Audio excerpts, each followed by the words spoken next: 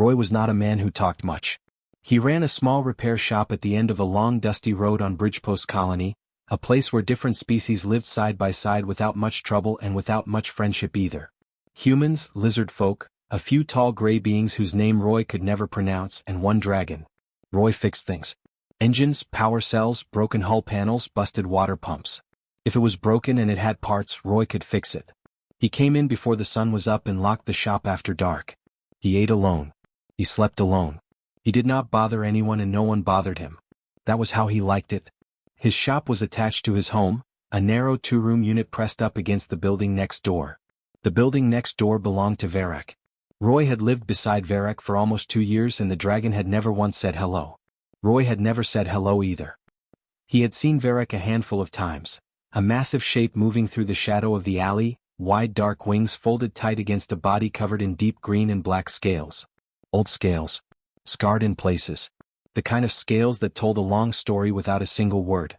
The other settlers avoided Varek the way you avoid a cliff edge.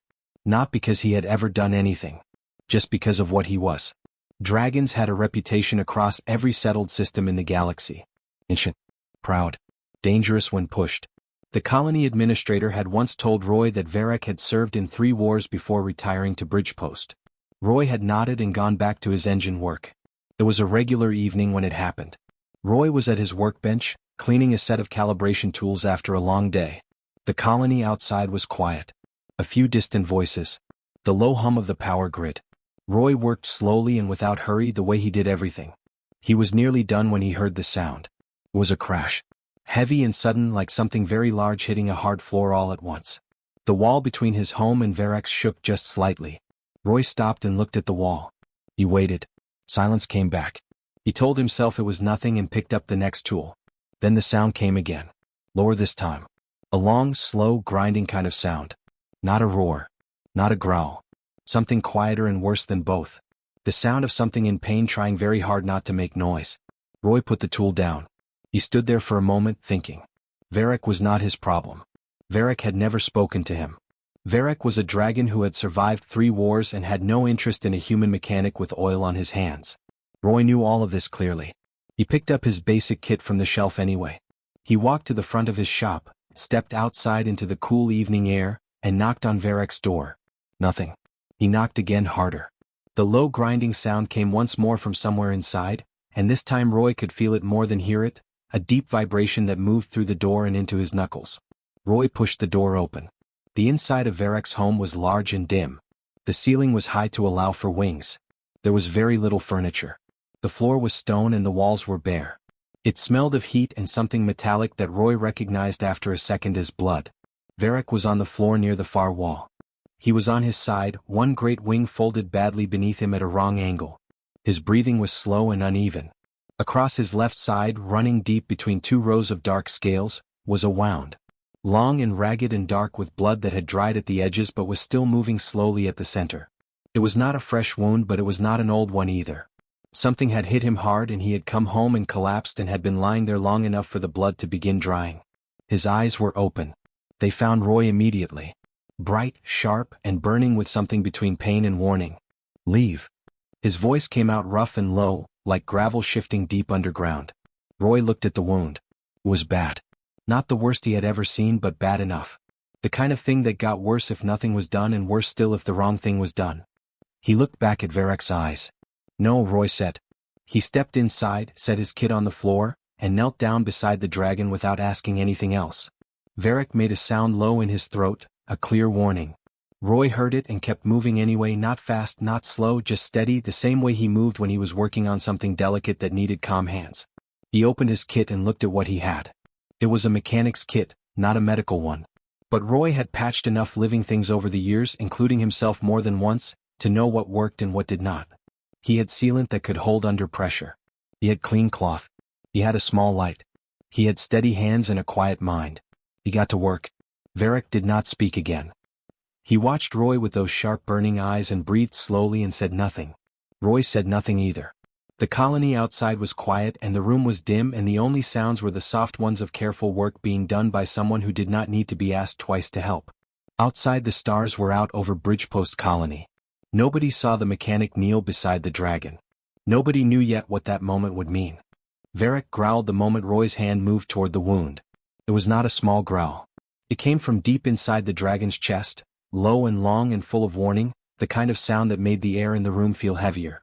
The kind of sound that made most living things take several steps back without thinking about it. Roy did not step back. He paused for just a moment, looked at the wound, looked at Varric's eyes, and then looked back at the wound. He reached into his kit and pulled out the small light, clicking it on and holding it close to get a better look at the damage. The cut was deep. It ran between two rows of scales on Varric's left side, wide enough that Roy could see the raw flesh beneath. The dried blood had formed a rough crust along the edges, but the center was still slow and wet. There was heat coming off it too, the bad kind of heat, the kind that meant the body was already fighting something it should not have to fight alone. Roy clicked his tongue quietly, the way he did when he found a problem worse than he expected. "You have been lying here a while," Roy said. "Not accusing. Just stating." Varric said nothing. Roy set the light down at an angle so it pointed at the wound and pulled out the clean cloth first. He tore it into strips slowly and carefully, folding each one neat. Varric watched every movement with those sharp bright eyes, his breathing slow and deliberate, each breath a controlled effort. His tail moved once against the stone floor. His claws pressed flat. He was holding himself very still the way injured things did when they were trying not to show how much everything hurt. Roy noticed all of this and said nothing about it. He took a small bottle from the kit and opened it. It was a cleaning solution he used on engine parts, but it was clean and strong and he had used it on his own cuts before when nothing better was around. He soaked one of the cloth strips and looked at Varric. "This is going to sting," Roy said simply. Varric's eyes narrowed. "I have taken spear wounds," he said, his voice like gravel and smoke.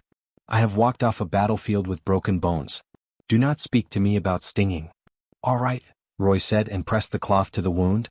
Varric's whole body went rigid. His claws dragged slowly across the stone floor and left 4 clean lines.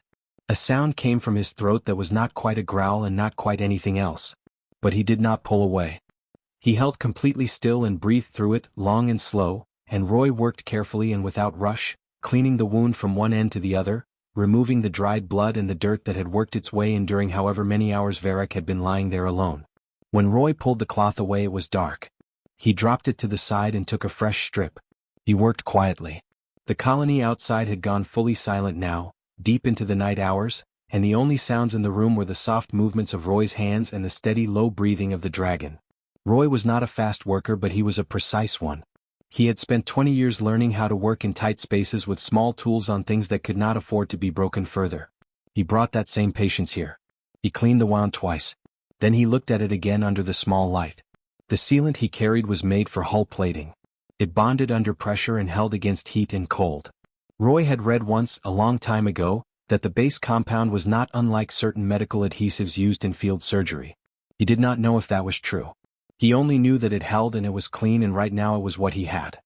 He applied it carefully, working in small sections, pressing the edges of the wound together gently with one hand and sealing along the line with the other.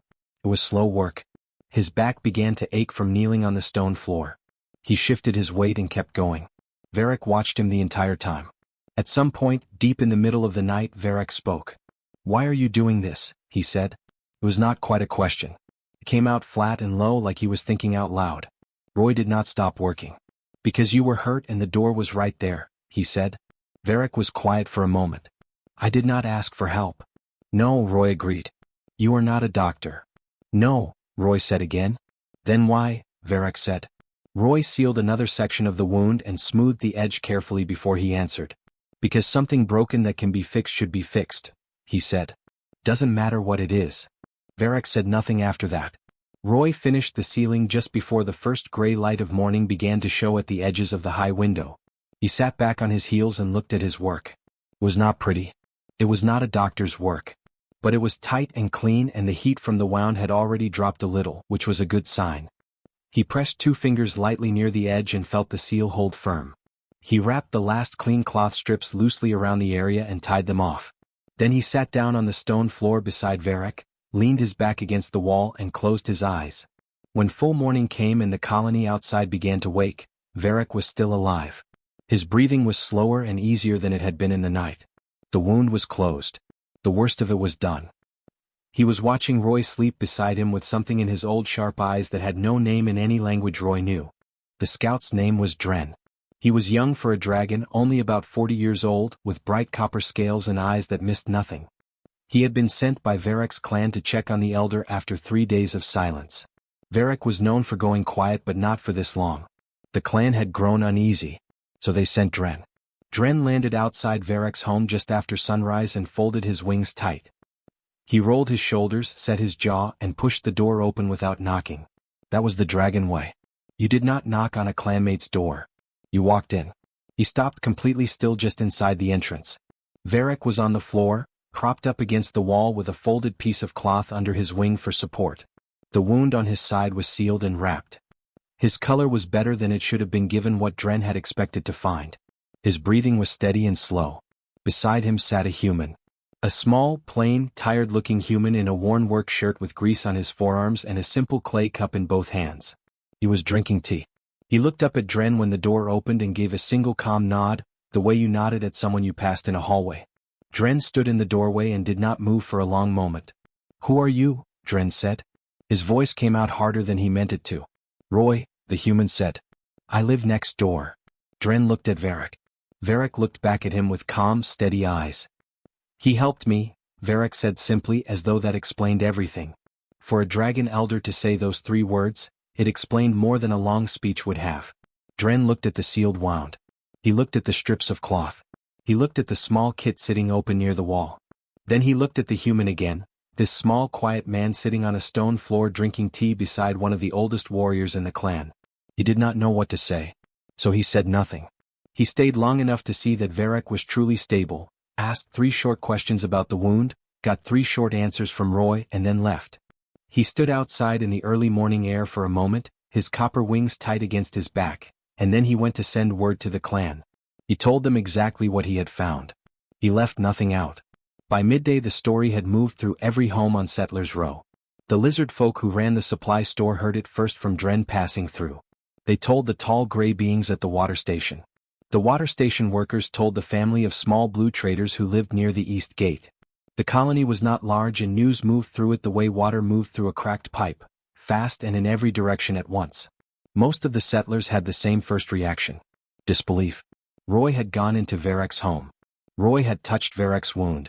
Roy had sat on the floor beside Varric through an entire night and into the next morning without being asked and without being paid and without being eaten. People who had lived beside that dragon for years and had never once considered knocking on his door stood in small groups and turned this information over slowly in their minds. A few of them laughed nervously. A few shook their heads. One of the lizard folk said that the human must not have understood what Varric was. Someone else said that maybe the human had simply lost his mind. Nobody said that it was a kind thing to do. That thought seemed too simple for how strange it felt. By evening the story had left Bridgepost entirely. A trade ship had been docked at the colony port since the previous day, a mid-size hauler crewed by 3 different species picking up supplies before a long run. One of the crew members had a cousin who lived on Settlers Row. They heard the story before the ship left. They carried it with them into the shipping lanes. From there it moved the way all stories moved in the Outer Rim. Ship to station, station to relay, relay to council post. It was not a war report or a political message. It traveled in the informal channels, in the conversations between crew members during long hauls, in the side notes of colony dispatches, in the small talk of traders and port workers. Within 4 days it had reached the lower chambers of the Galactic Interspecies Council. The council had representatives from 19 species. They dealt with territorial disputes and trade agreements and the occasional crisis. A story about a human mechanic and a wounded dragon was not the kind of thing that normally reached their chambers. But it reached them because of what the Dragon Clan had added to the story when they passed it along. The clan had not told it as a simple act of neighborly help. They had told it the way dragons told important things, with full weight and without decoration. An elder warrior, alone and wounded, had been found and tended through the night by a being who had no obligation, no training, no protection, and no reason. The elder had accepted the help. The elder had spoken the human's name before the clan. That last part made several council representatives go very quiet. They asked questions. Who was this human? What was his rank? What was his fleet? What was his house or clan or governing body? The answer came back simple and flat. He was a mechanic. He fixed engines. He lived alone. He had no rank and no fleet and no clan. He had a small shop and a worn work shirt and a clay cup he drank his tea from. The chambers were quiet for a long time after that. Nobody had an explanation. Nobody could find a reason that made sense in any framework they knew. A powerless creature had walked toward danger without being called and had stayed without being asked. In a galaxy that ran on power and politics and careful calculation, not one representative could explain why. The clan arrived on the 5th day. There were 7 of them. They came in the early morning before the colony was fully awake, landing one by one in the open ground outside Varek's home with a quietness that was unusual for creatures of their size. No roaring. No display of wings. No circling overhead to announce themselves. They simply landed and folded their wings and stood in a straight line and waited. Roy saw them from his shop window while he was making his morning tea. He looked at the 7 large dragons standing in a silent row outside his neighbor's door and then looked down at his cup and then looked back at the dragons. He finished making his tea, picked up his cup and walked outside. The nearest dragon turned its head and looked at him. It was an older one, dark gray with deep gold markings along its jaw and neck. Its eyes were steady and unreadable. Roy nodded at it the way he nodded at everyone. Then he knocked on Varek's door and went inside. Varek was sitting up. He had been moving more since the 2nd day, slowly and carefully but moving. The wound was holding well. The heat was gone from it and the sealed edges had begun to knit at the sides in the way that living tissue did when it was given a proper chance. He looked better than Roy had expected, honestly. Dragons were strong healers when the wound was properly closed. Your clan is outside, Roy said. I know, Varek said. 7 of them. I know, Varek said again. Roy drank his tea. Do you want me to leave? Varek was quiet for a moment. Then he said, no. Stay. Roy pulled his usual spot against the wall and sat down. He said nothing else. A few minutes passed and then the door opened and the 7 dragons came inside one by one, filling the large room completely, their wings tight and their heads low in the way that Roy had never seen a dragon hold its head before. Not aggressive. Not proud. Something else entirely. The gray and gold one stepped forward. It was the elder of the group, the one with the most weight in the room without saying a word. It looked at Varek. You are alive, it said. The words were simple but the way they came out was not. There was deep relief in them and something formal underneath the relief. I am, Varek said. The elder's eyes moved to Roy. Roy sat against the wall with his tea and looked back without flinching. He did not know the rules of this moment. He only knew that Varek had asked him to stay and so he was staying. This is the one, the elder said. Not a question. This is Roy, Varek said. And then Varek did something that made the other 6 dragons shift slightly where they stood. He said it again differently. Roy. Of Bridgepost. Who stayed. Those 4 words landed in the room like something heavy and important being set down carefully on a table. Roy did not fully understand why. He looked at his tea. The elder turned fully toward Roy and lowered its great head slowly and completely. A full bow. Long and deliberate and held for several seconds before it straightened again. Roy blinked. He nodded back respectfully because it seemed like the right thing to do. Then the elder spoke and told Roy what those words meant. In dragon tradition, going back further than most written records in the galaxy, there was a name for what Roy had done. It had no direct translation in common speech. The closest meaning was something like this: to tend a wounded warrior in the dark without being called, without protection, without reward, and without leaving, was the purest form of trust one living being could show another. It was not kindness exactly. It was something considered rarer and more serious than kindness. It was the decision to treat another life as worth the cost of your own safety. Dragons had a word for the person who did this. The word meant roughly, the one who does not calculate. Most species calculated. They weighed risk against reward before every action. They helped when it was safe and stepped back when it was not. That was sensible. That was reasonable. The galaxy ran on that kind of thinking.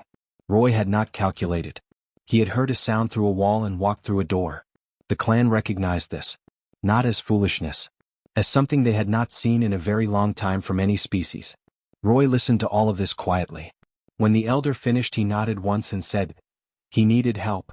That was all. The elder looked at him for a long moment. Yes, it said. That is exactly what it was. In the council chambers 4 systems away the representatives had gathered for a session that was not on the regular schedule. The story had been formally submitted by the Dragon Clan as a record of significance. That was not a small thing. The Dragon Clan submitted formal records perhaps once every 30 years. The chamber was full and quiet. A senior representative from the Veth, a tall species with 4 arms and very long memories, stood and read the clan's account aloud from beginning to end without stopping. When it was finished, the chamber stayed quiet. Then a representative from the Suruk, small and pale and known for speaking very little, raised one thin hand. "How many humans are there?" it asked. The number was given. Billions, spread across dozens of colonies, most of them small and unremarkable in galactic terms. No great fleet. No ancient bloodline. No seat of real power at the council table. The Suruk representative was quiet for a moment. "And how many of them," it said slowly, "do what this one did?" Nobody answered. But several representatives looked at each other and understood that the answer was probably not what any of them had assumed. The room stayed quiet for a long time. Outside in the corridor, a young assistant from the human delegation stood with a data pad in her hands and had no idea that inside those chambers the galaxy had just begun to think about her species in a way it never quite had before. 3 weeks after the night Roy had knelt on the stone floor with his kit and his steady hands, Varric walked into the repair shop. It was a regular afternoon. The sun was flat and warm over Bridgepost Colony and the dust on Settlers Row was sitting still for once. Roy was at his main bench working on a cracked power coupling from one of the farming units on the colony's east side. It was careful work, the kind that needed both hands and full attention, and Roy was deep in it when the shadow fell across the bench. He looked up. Varric was standing in the open doorway of the shop. Fully upright. Wings folded tight and clean against his back. His color was deep and strong again, the green and black scales carrying the kind of quiet shine that came back when a body had properly healed. He was standing on his own weight without any lean or favor to his left side. The wound was gone in the sense that mattered. What remained would become a scar, and a scar on a dragon was not a weakness. Was a record. Roy straightened up from the bench and looked at him. Varric walked in slowly. He looked around the shop the way he had probably never looked at it before, taking in the shelves of parts, the hanging tools, the stacked engine casings in the corner, the small burner in the back where Roy kept water hot through the day. It was a plain and simple space. Oil smell and metal smell and the faint hum of a small power unit running in the corner. Nothing impressive. Nothing that would catch any eye in the galaxy. Varric walked to the workbench and stopped. He looked down at the surface for a moment. The bench was scarred and stained from years of work, burned in places, gouged in others. Roy's tools were laid out in the order he always kept them. A half-finished cup of tea sat near the edge, still faintly warm. Then Varric placed his right hand on the bench. His clawed hand was nearly as wide as the bench itself. He set it down slowly and with great care, not as a display of size but as something deliberate and chosen. Then he lowered his head. It was not a small nod. It was not a polite dip of the chin. It was a full bow, deep and slow and held, the great head coming down until it was below the level of his shoulders, held there in complete stillness for a long moment that had real weight to it. The kind of bow that in dragon culture was not given lightly or often. The kind that was given perhaps a handful of times in a long life and only to those who had earned a specific and serious kind of respect. Roy watched this. He stood on his side of the bench with his hands loose at his sides and he let the moment be what it was without rushing it or shrinking from it. When Varric raised his head Roy looked at him evenly. Then Roy turned to the back burner, poured hot water into a second cup, and put a measure of tea leaves in it the way he made his own. He set it on the edge of the bench near Varric's side and picked up his own cup and drank from it. Varric looked at the cup for a moment. Then he picked it up carefully between two clawed fingers, which was its own small remarkable thing, and held it. They stood on opposite sides of the workbench and said nothing. It was Roy who spoke first after a while. "Glad you're moving well," he said. "Yes," Varric said. Roy nodded and set his cup down and picked up the power coupling again. He turned it in his hands, found the section he had been working on and went back to it. His tools moved with the same quiet steadiness they always did. Varric stood and drank his tea and watched. After a few minutes Varric said, "The clan has spoken your name in the record." Roy did not look up from the coupling. "That right," he said. "It is a permanent record," Varric said. "It will exist as long as the clan exists." Roy turned the coupling over and looked at the underside. "That's a long time," he said. "Yes," Varric said. Roy worked for another moment. Then he said, "I just fixed the wound. You did the hard part. You healed." Varric was quiet for a long moment. When he spoke again his voice was lower and carried something in it that Roy could not quite name. "You stayed," Varric said. "That was the hard part. Anyone can apply a seal. Not anyone stays." Roy had no answer for that so he said nothing. He kept working. The story had reached every major council chamber in the settled systems by the end of that month. Not as a grand announcement. Not as a political statement. It traveled the way true things traveled, quietly and steadily, passed from one voice to another, growing not louder but clearer as it moved. A mechanic on an outer rim colony. A wounded dragon and an open door. A night of careful hands and a morning of tea. Species that had always seen humanity as small and unremarkable began to ask new questions. Not about human fleets or human weapons or human technology. About this other thing. This quality that had no good name in most languages. This habit of walking toward the hurt thing instead of away from it. Of staying through the dark without calculating the cost. Old records were pulled. Other stories surfaced. Dozens of them. Hundreds. Humans in small places doing the same quiet thing in different forms, over and over across the colonies and the shipping lanes and the frontier posts. It had always been there. No one had thought to look before. In the repair shop on Settlers Row, Roy fixed the power coupling, drank his tea and said nothing about any of it. The galaxy learned his name anyway.